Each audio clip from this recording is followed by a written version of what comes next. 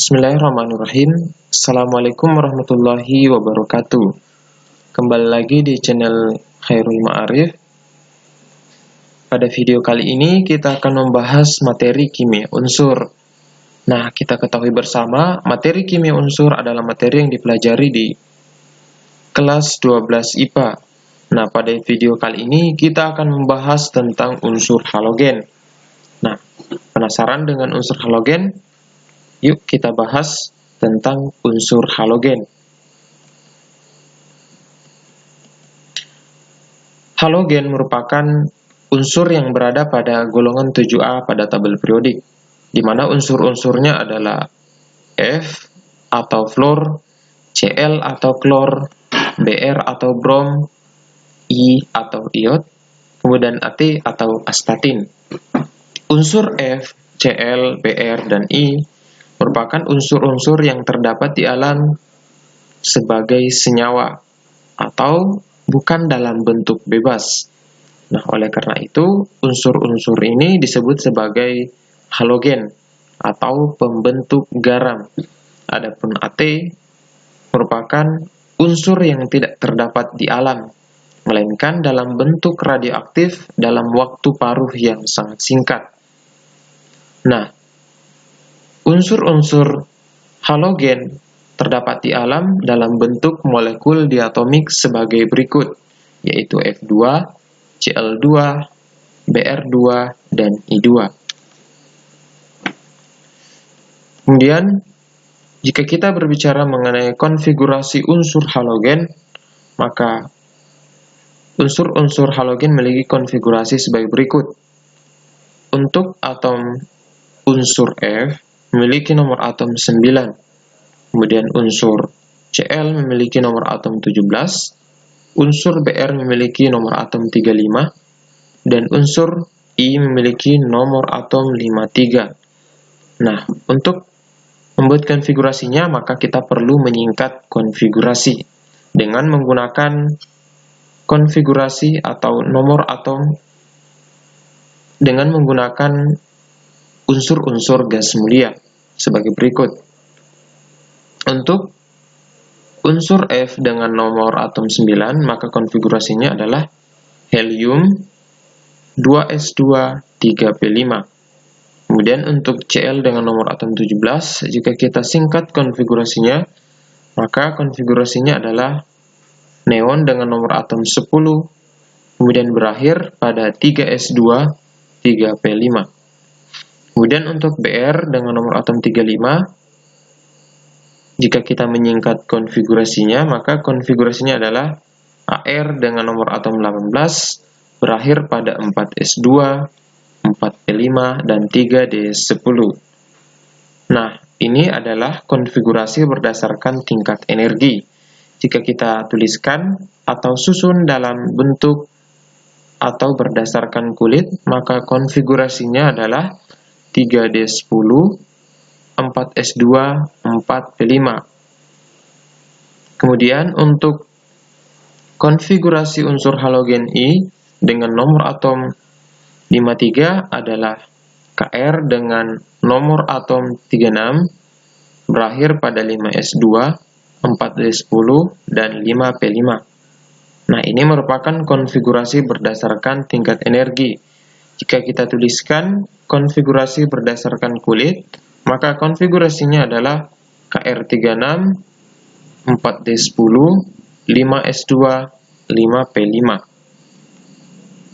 Nah, sehingga unsur-unsur halogen akan memiliki konfigurasi untuk elektron valensinya yaitu ns2, np5.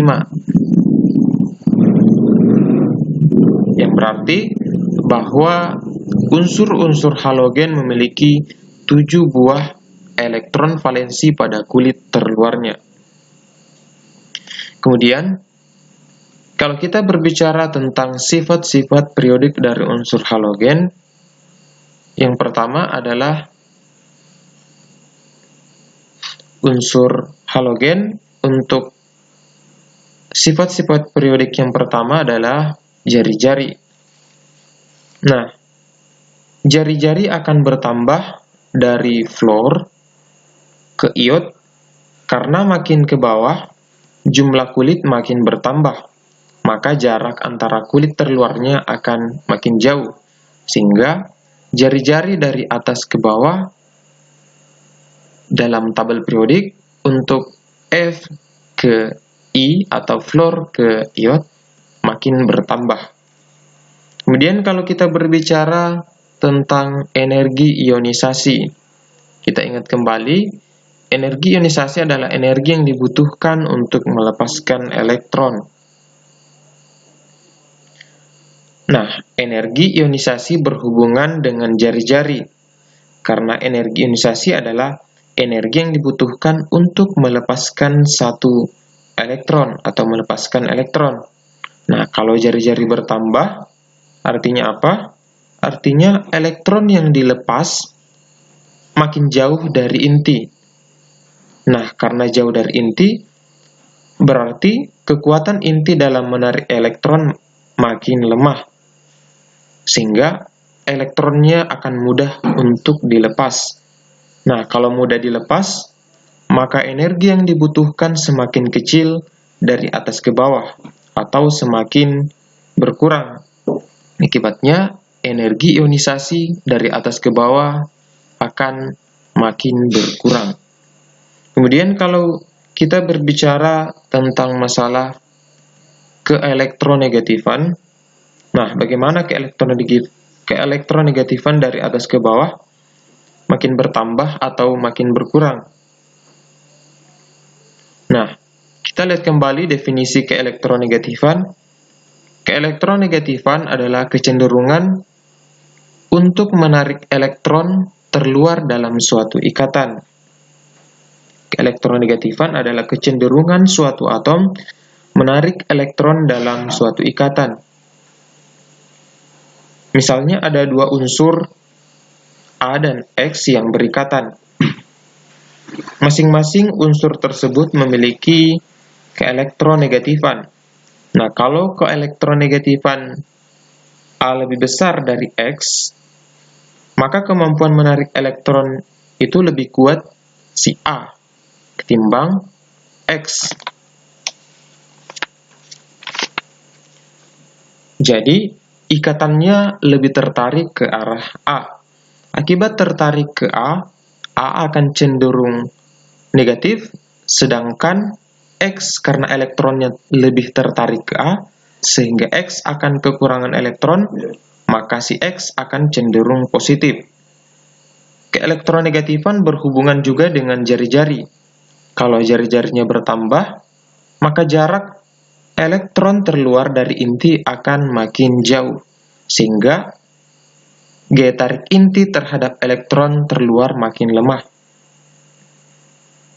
Karena makin lemah, maka kecenderungan untuk menarik elektronnya makin kuat atau makin lemah? Ya, tentu makin lemah. Karena yang menarik elektron sebenarnya adalah intinya. Nah, karena gaya tarik makin lemah, maka kecenderungan untuk menarik elektron pun makin lemah. Sehingga seiring bertambahnya jari-jari, maka keelektronegatifan semakin berkurang. Sehingga keelektronegatifan untuk unsur-unsur halogen dari atas ke bawah akan semakin berkurang.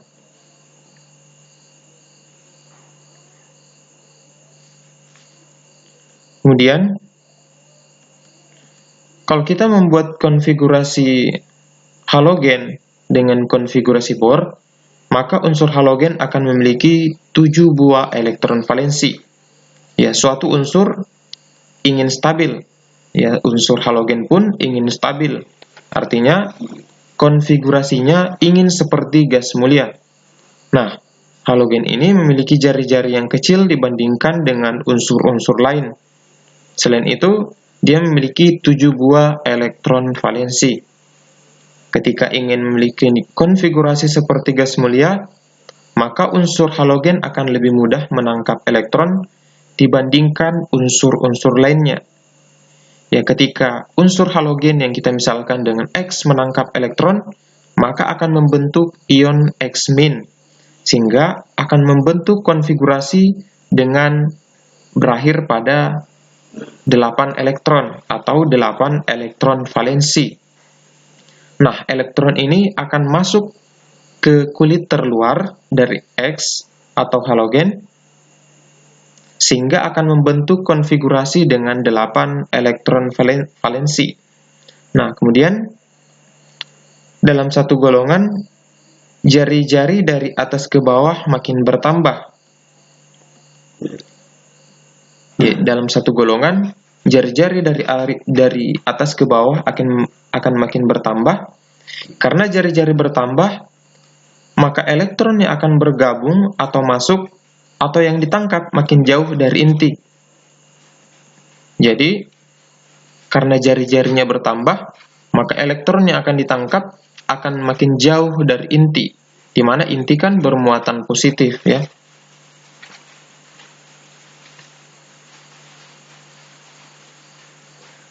Nah, inti ini memiliki gaya tarik terhadap elektron. Ya, sebagai contoh, elektron yang akan masuk ke klor itu berada pada kulit ketiga. Sedangkan untuk elektron yang masuk ke brom itu pada kulit keempat. Nah, adapun untuk iod, elektron yang akan masuk ke iod itu berada pada kulit kelima. Nah, artinya semakin ke bawah akan semakin atau lebih jauh lagi. Nah, jari-jari bertambah, elektron yang akan ditangkap akan makin jauh dari inti. Nah, berarti gaya tarik inti makin lemah. Karena makin lemah, artinya seiring bertambahnya jari-jari, maka elektron makin sukar untuk ditangkap. Sehingga dari atas ke bawah, untuk membentuk ion X- itu makin sukar. Nah, untuk membentuk Cl- itu lebih mudah dibandingkan untuk Br-. Dan untuk membentuk Br- lebih mudah dibandingkan untuk membentuk I-. Nah, untuk membentuk X ke X- itu terjadi penurunan bilox, di mana bilox untuk X itu adalah 0 dan bilox untuk X- adalah -1 karena sudah membentuk ion X-. Nah, proses ini disebut sebagai proses reduksi. Nah, karena prosesnya reduksi, maka zat yang mengalami reduksi disebut sebagai oksidator. Maka sifat periodik selanjutnya adalah sifat oksidator. Nah, karena jari-jari bertambah dari atas ke bawah, jadi jari-jari bertambah dari atas ke bawah, maka elektron makin jauh dari inti, sehingga elektron sukar ditangkap, akan semakin susah terjadi reduksi atau sifat oksidatornya akan makin berkurang dari atas ke bawah. Jadi elektron sukar ditangkap, maka sifat oksidatornya akan semakin berkurang. Jadi untuk sifat periodik sifat oksidator dari atas ke bawah akan makin berkurang. Ya, di mana jika jari-jarinya bertambah, maka elektron yang akan ditangkap akan makin jauh dari inti. Nah, akibatnya elektron akan sukar ditangkap karena gaya tarik inti terhadap elektron terluar makin lemah. Akibatnya sifat oksidatornya juga akan semakin berkurang.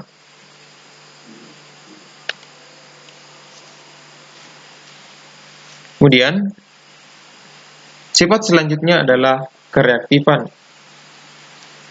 Nah, kereaktifan ini tidak dilihat dari energi ionisasi. Kenapa? Karena halogen itu memiliki 7 elektron valensi. Jadi 7 elektron valensi, maka lebih mudah untuk menangkap elektron dan bukan melepas elektron.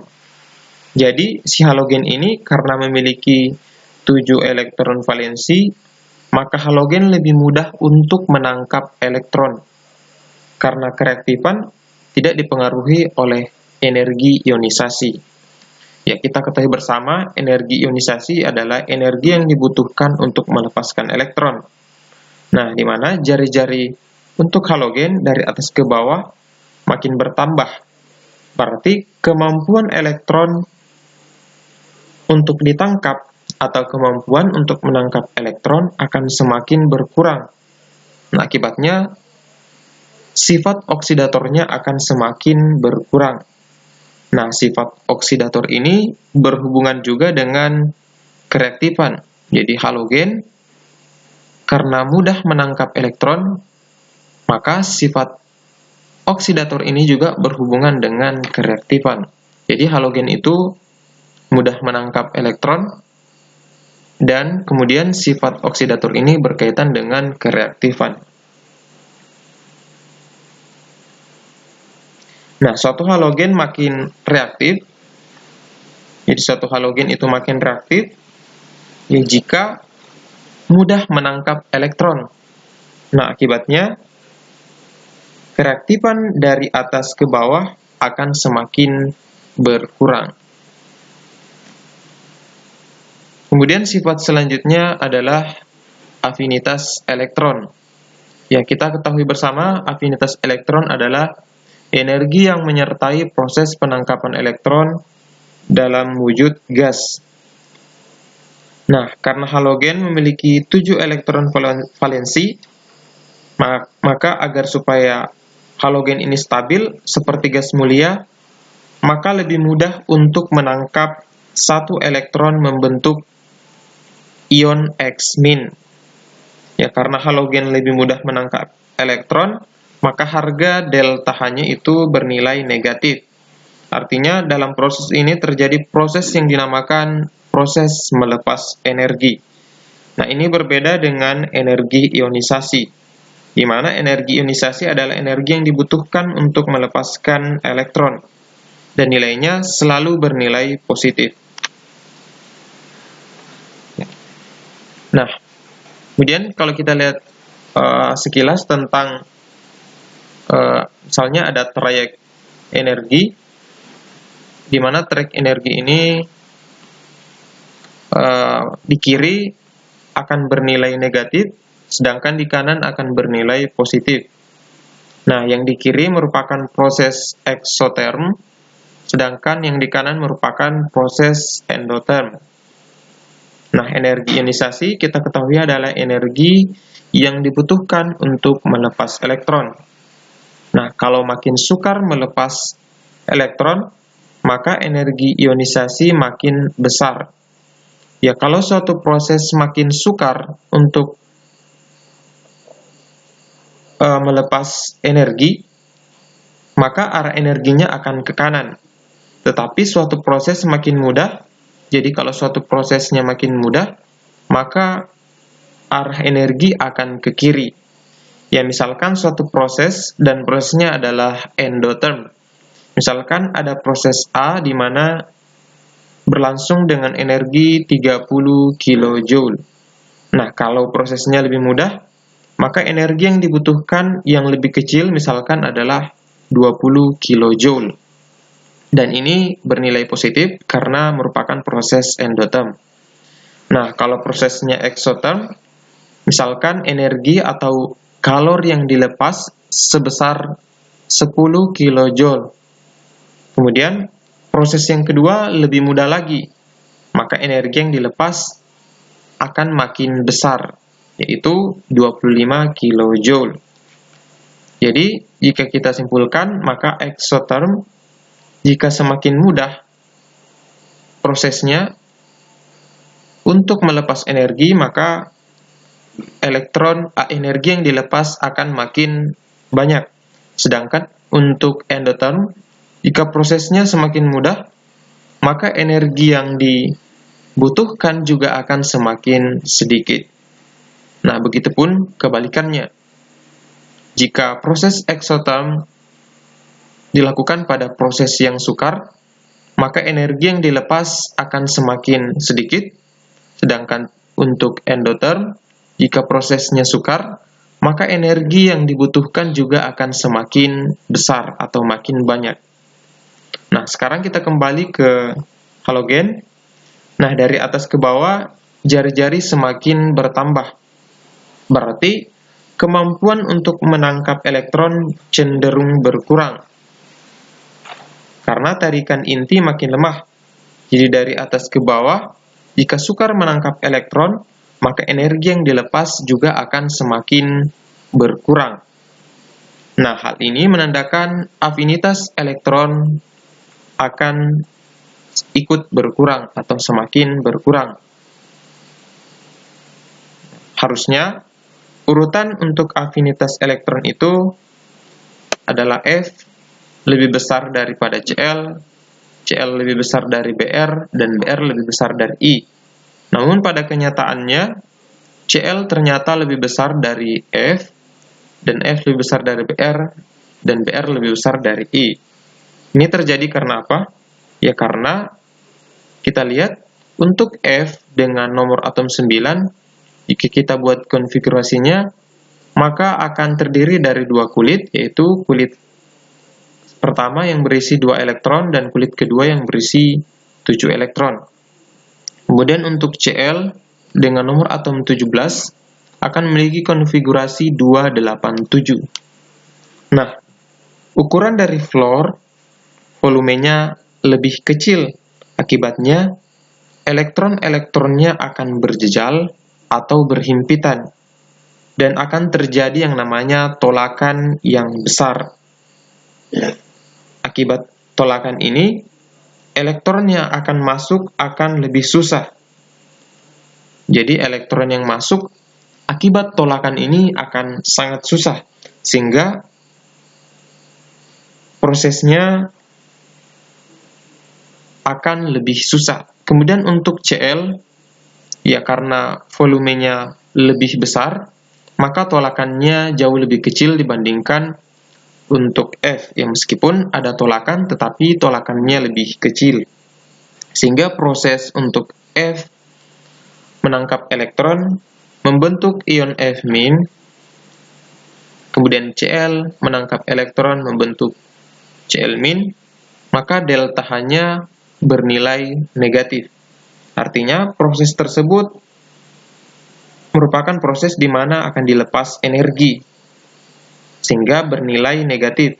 Namun karena proses untuk membentuk F- lebih susah, maka energi yang dilepas lebih sedikit karena ada tolakan dibandingkan dengan Cl yang volumenya lebih besar, sehingga tolakannya ada tetapi lebih kecil, sehingga elektron yang masuk lebih mudah dan akibatnya energi yang dilepas lebih banyak. Jadi, karena F yang menerima elektron atau menangkap elektron ini, energi yang dilepas lebih sedikit, sedangkan untuk Cl yang menangkap elektron, membentuk Cl-, energi yang dilepas lebih banyak. Nah, akibatnya, urutan kekuatan afinitas elektron untuk unsur halogen, Cl lebih besar dari F, atau Cl lebih besar dari F, lebih besar dari Br, dan lebih besar dari I. Kemudian untuk sifat-sifat periodik yang berikutnya adalah titik didih dan titik leleh. Nah, dari atas ke bawah, titik didih semakin besar. Begitupun dengan titik leleh, dari atas ke bawah semakin besar. Hal ini menandakan bahwa dari atas ke bawah, gaya van der Waals antara atom-atom semakin besar. Nah, kemudian pada suhu kamar atau pada suhu biasa, senyawa F2 akan berbentuk dalam wujud kekuningan atau warna kekuningan.